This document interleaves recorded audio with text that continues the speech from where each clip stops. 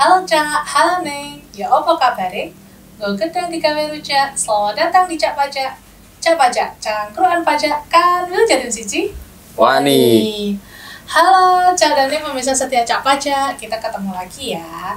Kembali lagi kita akan cangkruan bareng ngobrol-ngobrol soal pajak di episode barunya Cak Pajak Kanwil DJP Jawa Timur 1. Dan seperti biasa, saya Neng Gigi nggak sendirian di episode ini. Sudah ada Cak Iping yang siap berbagi informasi. Halo Cak Iping. Halo Ca, halo Neng. Ya, apa kabar? Ya, semoga semuanya Semoga sehat. Ya. Sudah siap nih ya kita ngobrolin soal pajak lagi nih Cak Iping. Berbagi info ke Cak Daning pemirsa setia Cak Pajak. Nih, episode kali ini kita mau ngobrolin yang sering dibicarakan nih di masyarakat ya beberapa waktu belakangan ini, yaitu mengenai tarif efektif pajak penghasilan sesuai yang diatur dalam PP 58 tahun 2023 dan juga PMK 168 tahun 2023. Ter ya nyebutnya apa? TER. Ya, seperti itulah tarif efektif PPh 21 atau lebih hitsnya dikenal dengan nama TER gitu ya. Nah, kawan pajak ini banyak bertanya nih, Cak Iping, yang terkait dengan tarif efektif PPh pasal 21 ini, itu kan diaturnya di PP 58 tahun 2023 tentang tarif pemotongan pajak penghasilan pasal 21 atas penghasilan sehubungan dengan pekerjaan, jasa, atau kegiatan wajib pajak orang pribadi. Dan juga PMK 168 tahun 2023 tentang petunjuk pelaksanaan pemotongan pajak atas penghasilan sehubungan dengan pekerjaan, jasa, atau kegiatan orang pribadi. Kawan pajak ini bertanya-tanya Cak Iping, ya Cak Dani semua ini, apakah ini pajak baru gitu loh? Apakah akan ada tambahan pajak yang dikenakan untuk wajib pajak melalui ketentuan baru PPh 21 ini? Ini harus diluruskan nih Cak Iping. Jadi Cak Daning semuanya PPh 21 PPh TER gitu ya, itu kemudian disebut sebagai pajak baru. Bukan ya, ini bukan kemudian ada jenis pajak baru berupa PPh TER gitu, bukan. Jadi ini tetap adalah PPh pasal 21. Cuman mekanismenya ini diatur ulang supaya lebih mudah dan lebih sederhana cara hitung pajaknya. Jadi bukan merupakan jenis pajak baru kemudian jadi beban baru bagi wajib pajak, itu bukan. Jadi tidak akan ada tambahan beban baru bagi wajib pajak nih ya Cak Iping. Iya, bukan jenis pajak baru gitu ya. Jadi tidak ada jenis pajak baru, tidak ada beban pajak yang baru gitu ya. Ini hanya menyesuaikan tata cara pemotongan dan pemungutan PPh gitu ya, terutama di PPh 21 di sini ya. Pemotongan PPh pasal 21. Jadi dikenalkan di PP 58 gitu ya, di PMK 168 tentang juknisnya itu adalah bagaimana sih cara kita memotong PPh 21 supaya lebih gampang, seperti itu Cak Daning semuanya. Jadi dikenalkan yang namanya adalah tarif efektif. Nanti digunakan untuk masa pajak selain Desember, selain masa pajak akhir, gampangnya Januari sampai dengan November ini digunakan tarif efektif gitu ya. Nah, kemudian nanti di bulan Desember atau masa akhir gitu ya, masa akhir pajak itu tetap digunakan tarif PPh pasal 17, tarif umum. Jadi supaya gampang, Januari sampai November ini menggunakan tarif efektif, kemudian Desember tetap menggunakan tarif umum. Hanya itu aja, bukan jenis pajak baru. Oke, jadi bukan suatu jenis pajak baru, tidak menambah beban baru, betul. Hanya penyesuaian cara pemotongan PPh 21 saja ya. Tapi sebelum kita bahas lebih detail lagi nih Cak Iping, mungkin kita perjelas dulu mengenai PPh pasal 21-nya ya.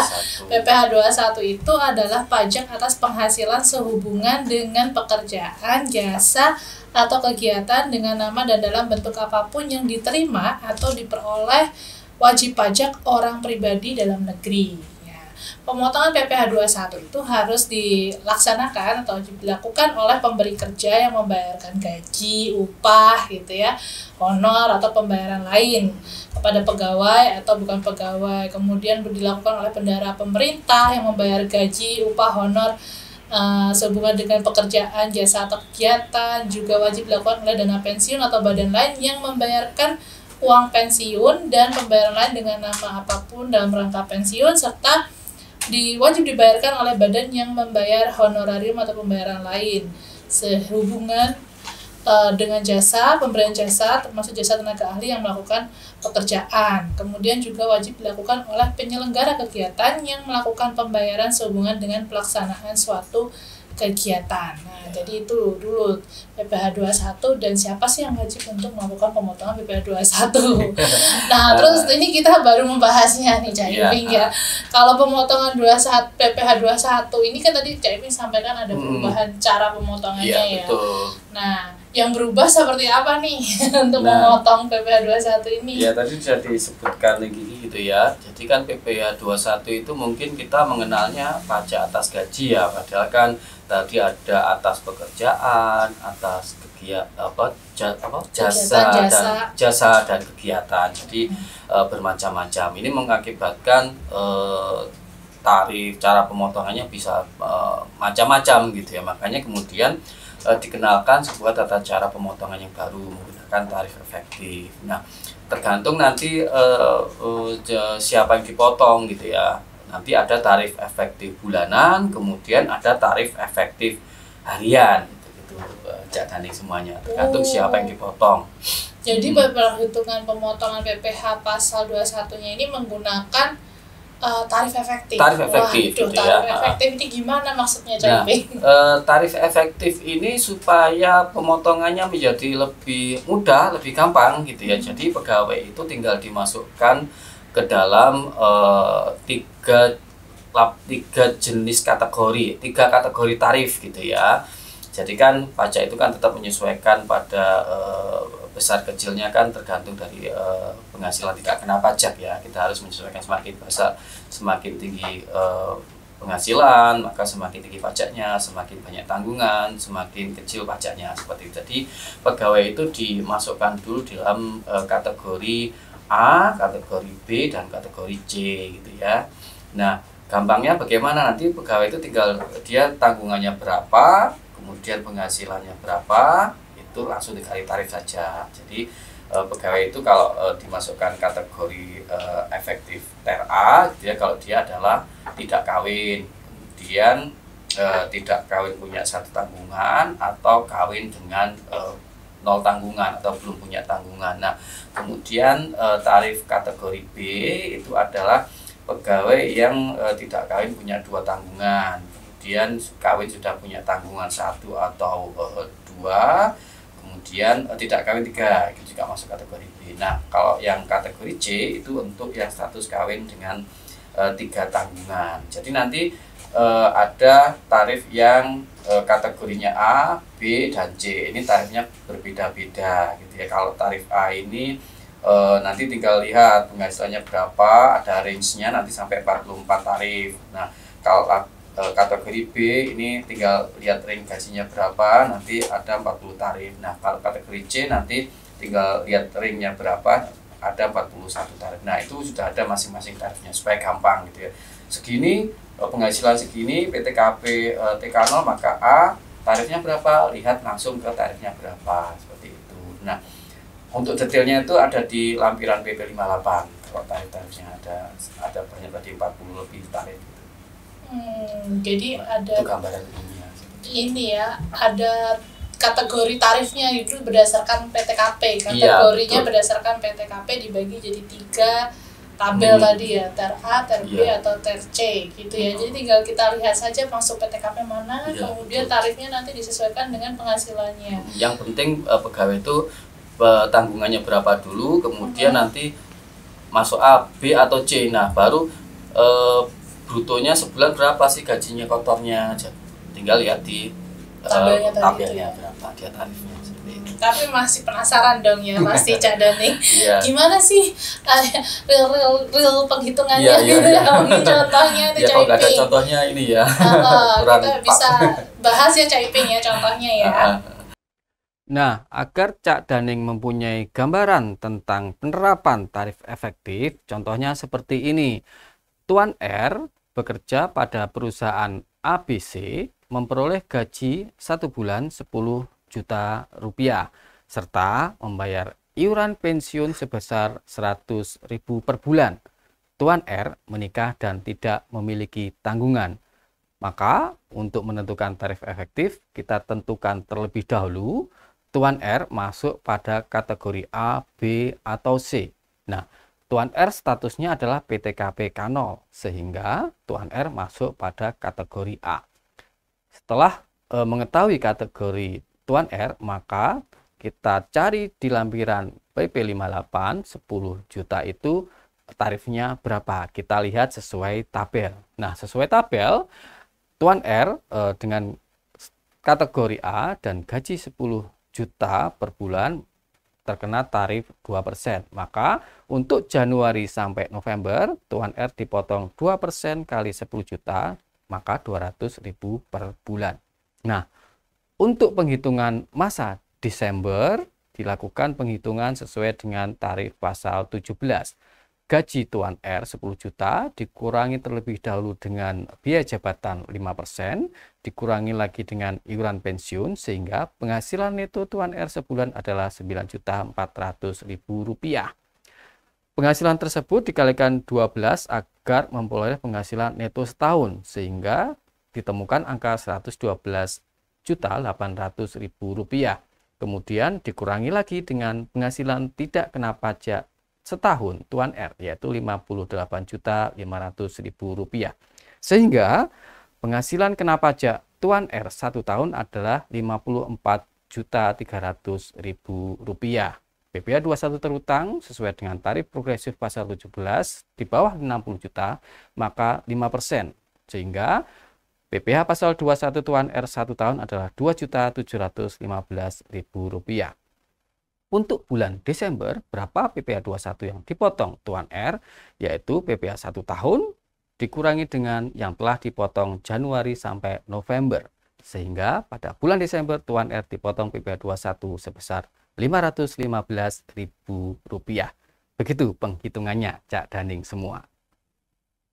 Wah, udah jelas banget ya Cak Daning bagaimana kita menghitung tadi menggunakan tarif efektif ya. Iya, tarif efektif bulanan kalau yang tadi ya. Bulanan ya. Oh, gitu. Jadi mudah sebenarnya, tinggal dilihat aja tarifnya berapa dikalikan gitu ya Cak Iping ya sebenarnya.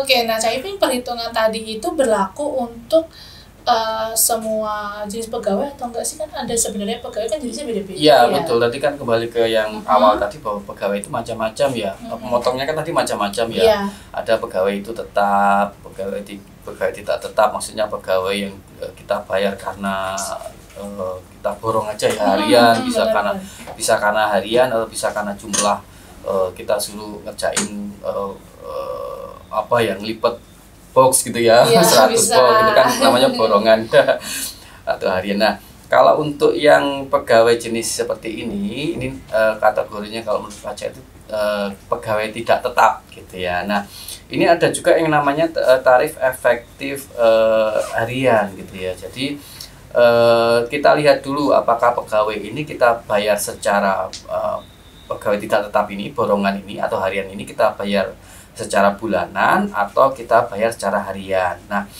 kalau kita bayar secara bulanan, maka dia masuknya kembali seperti kayak pegawai tetap tadi, masuk paket RA, B atau C. Nah, kalau kita bayar harian, ini ada fasilitas juga, gitu ya. Kalau misalkan satu hari kurang atau sampai dengan 450.000 per hari, maka tarifnya adalah 0% atau sama juga dengan tidak kita potong PPh. Nah, kalau lebih dari 450.000 tetapi kurang dari 2,5 juta per hari, maka itu dikenakan tarif PPh efektif itu 0,5%. Nah, kalau lebih dari 2,5 juta per hari, maka dia di penghitungan PPh-nya adalah 50% dari brutonya dikali tarif pasal 17. Yang pasal 17 itu yang 5-35% itu ya, progresif tarif umum seperti itu. Oh, jadi kita kalau yang tadi contoh yang pertama tadi yang sudah disampaikan Cak Iping itu untuk yang pegawai tetap. Iya, pegawai tetap. Nah, kalau untuk pegawai tidak tetap, kita lihat dulu apakah Dibayarnya bulanan atau? Ya, kalau dibayar bulanan sama seperti harian. tetap. Kalau harian baru Iya. tarif efektif harian. Seperti itu. Boleh lah coba pakai contoh. Oh iya gitu ya. Ya misalkan Bapak sahabat Z gitu ya dapat pekerjaan reparasi komputer. Ini kan borongan ya, suruh ngerjain komputer. Nah, sehari itu dia selesaikan 10 komputer terus langsung dibayar 3 juta. Nah, kembali ke yang tadi awal tadi, karena dia lebih dari 2,5 lebih dari 450.000, tetapi kurang dari lebih dari 2 Sehari dia perbaiki 10 10, komputer. ya, berarti sehari dapat borongannya 3 juta. Berarti dia langsung dari 3 juta itu 50%-nya aja langsung kali tarif progresif. Jadi masih di bawah 60 juta bayar 5%. Oh, dikali 5%. Nah, misalkan contoh yang kedua lah, itu kan langsung yang 50% kali tarif ya. Gitu. Nah, misalkan ini Bapak yang satunya, Bapak Y ini mendapat pekerjaan perakitan komputer itu selama 10 hari gitu ya, 10 hari mendapatkan penghasilan 4,5 juta. Nah, ini kan artinya bahwa dalam 1 hari ini dapat 450.000 pas gitu ya. Berarti tidak usah dipotong atau dipotong tarifnya 0% seperti itu ya. Tarifnya 0% sebenarnya, bukan tak dipotong ya. Gitu. Oke. Nah, terus kalau misalkan ada pemotongan PPh pasal 21 tuh Cak Iping. Ini pemotongnya wajib memberikan bukti pemotongan atau enggak ya? Yang namanya dipotong pasti ada buktinya gitu ya. Saya udah motong ning gigi ini aja gitu ya. Ya tentu saya harus kasihkan ya bukti potongnya. Itu kan sama aja dengan kwitansi lah seperti itu ning gigi tadi. Jadi kalau kita melakukan pemotongan PPh, maka pihak pemotongnya itu wajib memberikan bukti potong, dan yang dipotong juga berhak untuk meminta bukti potongnya. Nah, kalau yang tarif 0% tadi itu juga harus dibuatkan bukti potongnya atau ada bukti potongnya walaupun 0%. Seperti itu, Cak Dani. Ini yang sering kelewatan nih, pembuatan bukti potong nih Cak Iping. Kecuali kalau enggak ada pembayaran, enggak ada penghasilan, enggak perlu. Kalau ada penghasilan tapi 0, maka dia tetap harus dibuatkan bukti potongnya. Bikinnya gimana Cak Iping? Bukti potongnya pakai aplikasi e-kupon. Oh, ya, di online online ya? Nah, secara online seperti itu. Oke, ini mulai tahun 2024 ya Cak Iping? Ya, kalau untuk tarif efektifnya ya, iya, mulai 2024. Jadi per 2024 ini diimplementasikan tarif efektif untuk menghitung PPh 21. Ya, betul. Kalau mau bikin bukti potong dilakukan secara online melalui DJP online. Atau kalau misalkan penerima atau pegawainya pengen cek, bisa di kalkulator.pajak.id. Oh, jadi bisa cek ya. Saya tuh penghasilan saya sekian. Saya gitu. bener nggak sih dipotong pajak sekian gitu, langsung bisa cek di situ. Tinggal masukkan PTKP-nya dan penghasilan brutonya. Nanti tarif dan PPh-nya keluar otomatis. Kalkulator.pajak.go.id. Wah, oke. Terima kasih banyak Cak Iping atas informasi yang sudah dibagikan kepada Cak Dani, pemirsa setia Cak Pajak nih. Kali ini mengenai tarif efektif untuk menghitung PPh 21. Untuk kita semua ketahui gitu ya, pemerintah melakukan simplifikasi perhitungan atas pemotongan PPh pasal 21 melalui penggunaan tabel tarif efektif untuk menghitung kewajiban PPh pasal 21 masa pajak selain masa pajak terakhir, atau gampangnya untuk menghitung pemotongan di bulan Januari sampai November gitu ya.